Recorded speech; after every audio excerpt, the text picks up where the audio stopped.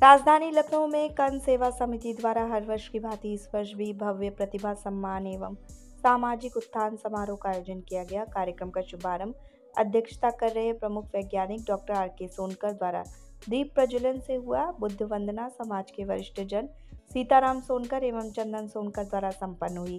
कार्यक्रम में देश भर के बोर्डों से 10वीं के 55 तथा 12वीं के 45 कुल 100 मेधावी छात्रों को उत्कृष्ट प्रदर्शन के लिए प्रमाण पत्र ट्रॉफी प्रदान कर सम्मानित किया गया।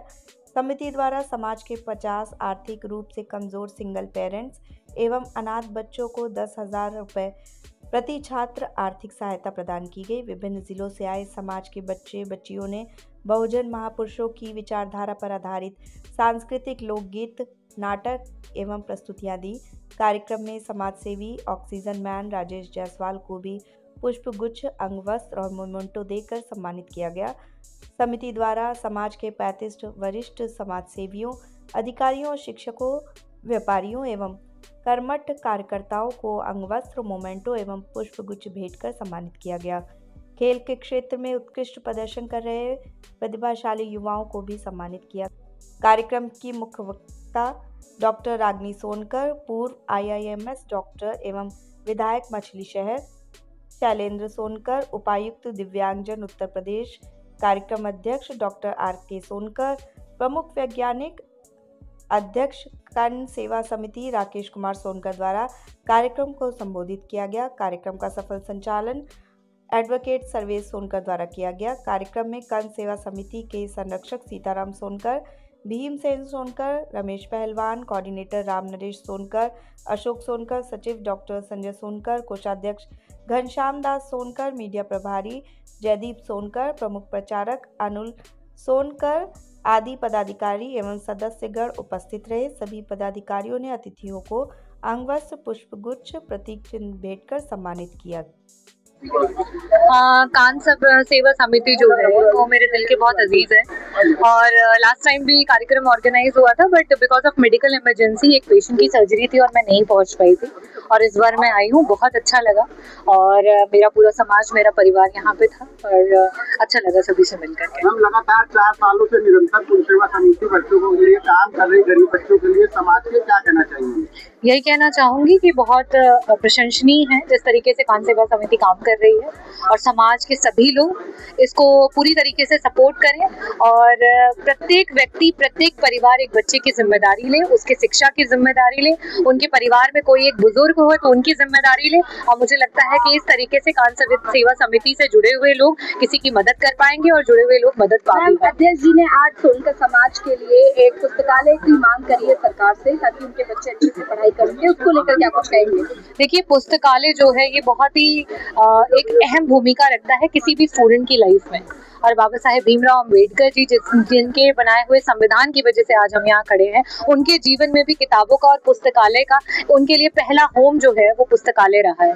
तो डेफिनेटली सदन में भी जब भी आवश्यकता पड़ेगी और जहाँ से भी हो सकेगा हम मांग रखेंगे कि हमारे बच्चों के लिए अच्छे पुस्तकालय विभिन्न जिलों में जो है बनाए जाए। वर्ग के लोगों को उतना ही प्रोत्साहन देते हैं जो आगे बढ़ने की कोशिश करते हैं। क्या कुछ कहेंगे आज इस कार्यक्रम को लेकर? देखिए, हमारा ध्येय यही है कि हमारा देश एक अच्छे समाज की उत्पत्ति हो हमारे देश में। आज जो ये हमारे प्रदेश अध्यक्ष हैं कन सेवा समिति के राकेश सोनकर जी, इन्होंने मुझे आमंत्रित किया और ये करें या ना करें, मुझे तो पता चलता है इस तरह कोई प्रोग्राम है बच्चों का या इस तरह जो समाज सेवा के लिए है, तो मेरी कोशिश रहती है मैं उस प्रोग्राम में जरूर पहुंचूं। मुझे बहुत अच्छा लगता है जब कोई व्यक्ति अपने समाज के लिए इस तरह काम आगे बढ़ के करता है, मुझे बहुत अच्छा लगता है। तो मेरा इस समाज या इस संस्था से यही कहना है कि इसको आप किसी भी तरह से पीछे मत हटना। आप बढ़ गए, मैं देख रहा हूँ 8-10 सालों से हमारे राकेश सोनकर जी पूरी तरह से लगन से लगे हुए हैं। मुझे नहीं पता ये इतनी व्यवस्था कहाँ से करते हैं, लेकिन जिस तरह से मैंने देखा आज भी 50 बच्चों का इन्होंने आर्थिक सहयोग करने की बात करी, ये बहुत बड़ा काम है। सरकार को इसमें बढ़ चढ़ के हिस्सा लेना चाहिए। ये जरूर है कि सरकार उन्हीं के साथ देती, मुझे लगता है जिसके पीछे या तो कोई पैसे वाला हो या कोई सोर्सफुल आदमी हो। जहां तक सोनकर समाज की बात है, खबीर समाज की बात है, मुझे लगता है कि हमारी सरकार बहुत ध्यान नहीं दे रही है। तो मेरा इस प्रदेश के योगी जी से निवेदन है कि ये इस समाज पर भी ध्यान दें। हम सिर्फ इतना कहते हैं कि हमारे सोनकर समाज में अभी बहुत सारे कुरीतियाँ या आप ये कह लीजिए कि शिक्षा का अभाव, जिसके कारण से हमें बहुत जगहों पर अपने बच्चों को प्रमोट नहीं कर पाते हैं। और ये एक कल सेवा समिति का जो प्लेटफॉर्म बनाया गया है वो कोई राजनीतिक प्लेटफॉर्म नहीं है। हमारा सिर्फ एक उद्देश्य है कि हम अपने समाज के बच्चों में कंपटीशन की भावना पैदा करें, उनके अंदर शिक्षा और कलम की ताकत का एहसास कराएं, जिससे वो आगे बढ़ करके इस पढ़ाई लिखाई के द्वारा, बहुत सारे लोग कहते हैं खड़ी अफसर का बच्चा बन ही नहीं सकता, अफसर बन ही नहीं सकता है, तो हम वो मिथ्या को तोड़ने के लिए ये कल सेवा समिति का गठन हुआ है। और हम उन मेधावी छात्रों को जिनके पास पैसे का अभाव है, जिनके माँ बाप वाकई नहीं पढ़ा पाते हैं, ये कल सेवा समिति उनके लिए एक ऐसा प्लेटफॉर्म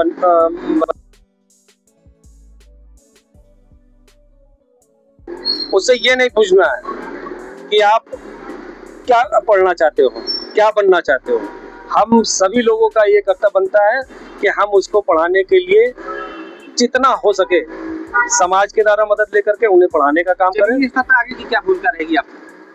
इसके आगे हमारी एक भूमिका है कि ये कल सेवा समिति का जो गांव-गांव और गली-गली जिले में हम लोग इनको जोड़ें, क्योंकि बहुत सारी कमियां होती हैं जिससे समाज में बहुत बच्चे पढ़ नहीं पाते हैं या बहुत सारे लोगों के साथ घटना घट जाती है, उन बातों को हम लोग उठा नहीं पाते हैं। तो हमारी कल सेवा समिति अगर जगह जगह एक प्लेटफॉर्म बना करके लोगों को जोड़ेगी तो हम गाँव-गाँव तक उनकी मदद सरकार के सामने अपने समाज की कुछ मांगे रखना चाहते हैं आप? सरकार के सामने कई बार कहा गया कि इस लखनऊ के अंदर हमारे वहाँ बहुत सारे गरीब बच्चियाँ हैं जो साग सब्जी बेचने का काम करती हैं, जिनका मुख्य पेशा ही साग सब्जी का है, लेकिन वो लोग क्या है कि उनके लिए शादी विवाह के लिए हमारे पास जगह नहीं है, हमारे बच्चों के पढ़ने के लिए कोई पुस्तकालय नहीं है। कई बार हम लोगों ने मांग की, लेकिन वो शायद हमारे समाज के लोग लामबंद नहीं है, इस कारण से हमारी मांगों को माना नहीं जाता है। और भविष्य में हम लोग कोशिश करेंगे कि हम लोग लामबंद होकर के अपने बातों को सरकार के सामने रखें, उन्हें अपनी परेशानियों को बताएं, अपने समाज की दुर्दशा को बताएं, जिससे हमें लाभ मिल सके और हम समाज को मुख्य धारा में। आज इस कार्यक्रम में आज मुख्य अतिथि के रूप में दिव्यांगजन उपायुक्त उत्तर प्रदेश वो उपस्थित थे और प्रमुख वैज्ञानिक आर.के. सोनकर साहब जो कि हमारी कार्यक्रम की अध्यक्षता कर रहे हैं, और शालिनी सोनकर एक समाज सेवी विधायक बाद में है।